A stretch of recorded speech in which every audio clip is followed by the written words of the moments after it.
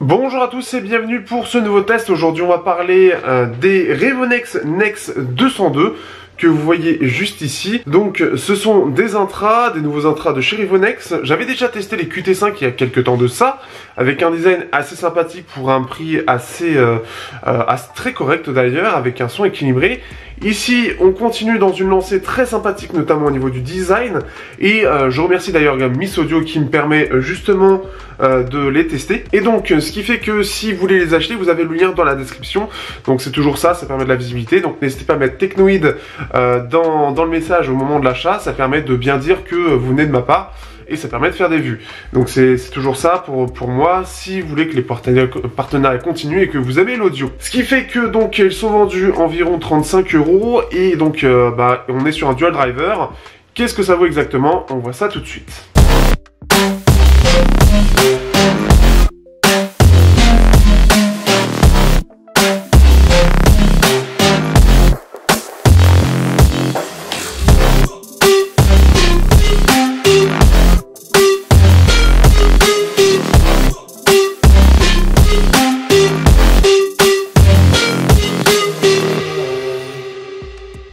Tout d'abord, au niveau du design, on a toujours un côté très soigné. D'ailleurs, j'ai vu que sur la boîte, ce qu'ils mettent en avant, en tout cas, c'est que le design a été fait en Suède. Et c'est pas commun pour surtout des intras chinois.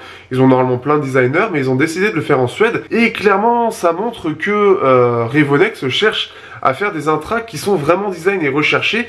Et qui, pour le coup, déjà, les Revonex QT5 avaient déjà ce côté assez recherché en termes de design. Et pour pas très cher, qui était en métal, avec ce côté un peu vieilli, avec ce côté un peu... Ça fait cette impression de steampunk avec le coloris. Et c'était vraiment très joli, très bien fait.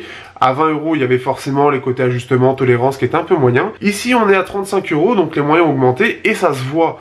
Le design est très joli, ça fait un petit peu penser à des ailes puisque dans l'oreille, ils vont être à la verticale, donc ça donne à peu près ça. Ça fait penser un petit peu aux ailes, un peu comme dans les SRX, etc. Enfin, ça donne cette impression-là en tout cas. Et je trouve ça très joli, très design. Ils sont même d'ailleurs plus design que les Revonex Nex 602 avec 6 drivers au lieu de 2. À mon avis, c'est une histoire de place à l'intérieur et donc de choix.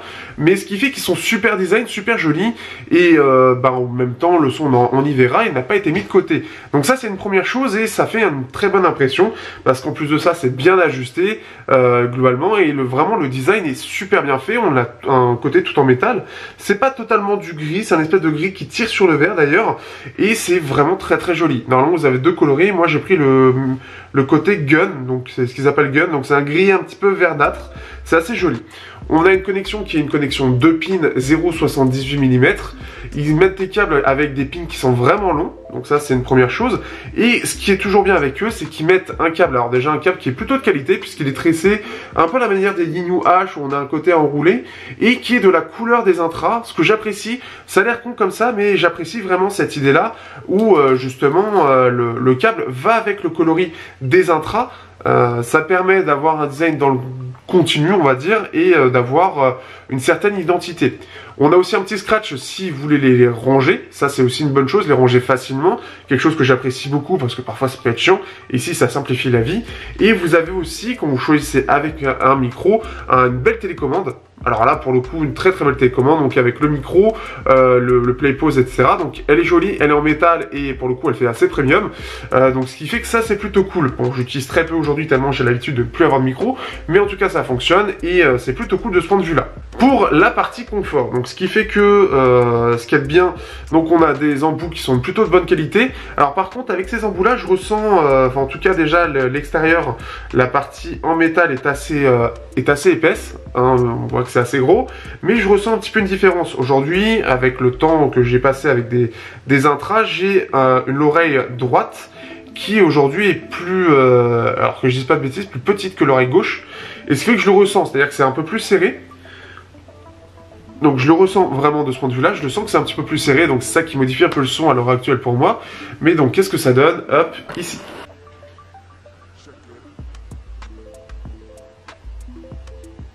La chose que l'on remarque, c'est surtout qu'ils ne prennent pas de place dans la longueur comme on a l'habitude par exemple avec les KZ où ça prend vraiment tout le creux ici, ça va aller directement vers le haut et c'est assez, par une fois ça change aussi sur le design. Donc comme je le disais, ils vont vers le haut. Donc ce qui fait que ça change un petit peu et on sent qu'ils prennent pas de place. C'est plus les embouts qu'on va un petit peu plus sentir. En tout cas, je le ressens plus en tout cas sur celui-là parce qu'on sent que c'est assez épais. Après, en changeant d'embout, bien évidemment, ça passera mieux. Mais globalement, ça passe. Mais c'est l'un des rares embouts avec les KZ T1 qui, eux, c'était plus un changement côté sonore où ça me faisait une petite différence. Où je le sens, mais après, la différence sonore ne se sentait pas. Donc ça, c'est une chose assez positive. Et maintenant, on va pouvoir passer sur la partie sonore. Pour la partie sonore, on est sur un double driver. Un driver de 12 mm, donc un driver dynamique, et un driver, donc un BA, une armature équilibrée, qui va permettre de faire du son. C'est assez rare dans cette gamme de prix qu'on soit sur du dual driver. Alors bien évidemment, ça ne veut rien dire par rapport à la qualité du produit, mais en général, on est actuellement sur le marché entre 4 et 5 drivers. Au niveau de la partie sonore, alors vous devez voir normalement la partie de The Phonograph pour la courbe. Alors il faut voir par rapport à The Phonograph pour la différence. Ce que j'ai ressenti pour ma part, on est sur une signature équilibrée, donc globalement les médiums sont retraits mais pas trop. Et on a des aigus et des basses qui sont à peu près au même niveau. Ce que j'ai ressenti, notamment j'ai depuis peu les KZ ZSX et les CCA C12 et les Terrain V90. Tais-toi là-bas. Et ce qui fait que donc j'ai pu faire la différence très récemment, donc pour voir ce que ça vaut réellement entre ceux-là qui sont plus design, donc forcément c'est un coût plus cher. En général, on a un petit peu un son un petit peu moins bien avec un design un peu mieux travaillé. C'est logique, c'est comme tout, quelque chose qui est plus travaillé au même prix va être forcément un peu moins bien sur d'autres aspects. Et donc on a un côté équilibré, mais alors équilibré avec une petite pointe, un petit boost dans les basses. Donc on a une boost qui est bien punchy et bien grosse pour ceux qui aiment bien les basses, mais un son qui reste équilibré, qui reste clair dans l'ensemble, ce qui fait que ça peut être appréciable, en tout cas de ce que j'ai senti, ce qui fait qu'aussi ça mène quand même un peu plus de grave dans les bas médiums, donc notamment les guitares qui vont se sentir avoir plus de corps avec les graves, donc ça c'est une première chose, mais aussi au niveau des guitares, donc les guitares, il y a aussi les voix aussi qui ont un petit peu plus de grave, donc c'est un petit peu plus chaud dans l'ensemble. On a une signature un petit peu chaude, mais très agréable. Dans les médiums, donc comme je l'ai dit, ça reste un poil en arrière, mais ça se défend assez bien, ça reste pas trop en retrait. Et par contre, comme je l'ai dit, on va avoir un côté un peu chaud, et les graves qui vont, donc les basses, qui vont venir un peu plus accompagner les voix, et être un peu plus présents. Donc ça va donner un petit peu plus de corps, mais un côté un petit peu plus étouffé aux voix. De ce que j'ai ressenti, c'est le côté un petit peu basseux qui donne cet effet-là, selon l'effet donné. Donc là, ça donne cet effet-là. Ensuite, pour les aigus, on a des aigus qui ressortent plutôt bien, mais pas trop. Pour moi, justement, on a cet équilibre, mais avec une tendance un petit peu plus pour les basses. Vraiment, ça donne, sur la courbe qui est donnée par The Phonograph, ça donne un côté vraiment bien équilibré. Mais pour moi, ça donne plus cet effet-là, donc avec un peu plus de basses, un petit peu moins d'aigus, des médiums un petit peu en retrait, et ce qui fait que ça reste bien équilibré, on n'a pas trop de basses, c'est pas une usine à basses, ça reste bien contrôlé, et ça donne une signature un peu chaude. Donc c'est assez fun, notamment même sur du Rammstein, ça reste pas dégueulasse à écouter. En ce moment j'écoute beaucoup de tatou de Rammstein pour essayer de comparer, parce qu'il y a un peu de tout, c'est assez dynamique, ça demande quelque chose d'assez large entre les cymbales, la voix, etc. C'est vraiment pas mal, ça donne un bon équilibre aux choses et ça permet d'avoir vraiment un bon élément de comparaison. Et ce qui fait que ça se défend bien, on a un bon niveau de détail, on a une scène qui est assez large, la séparation des instruments est vraiment bonne, malgré le côté assez basseux qui donne cette impression un petit peu plus étouffée, ça reste plutôt correct. C'est vrai que j'en parle plus trop du côté étouffé, mais là je le ressens ces derniers temps. Alors peut-être que mes oreilles sont un petit peu plus reposées aussi.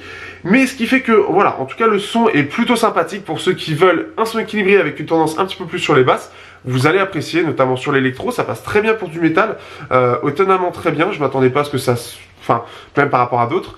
Et par rapport à ce que je connais, donc des Terrain V90 notamment, et les ZSX, voilà, ça donne cette impression-là où c'est un petit peu moins équilibré que ce que j'ai vu d'autres.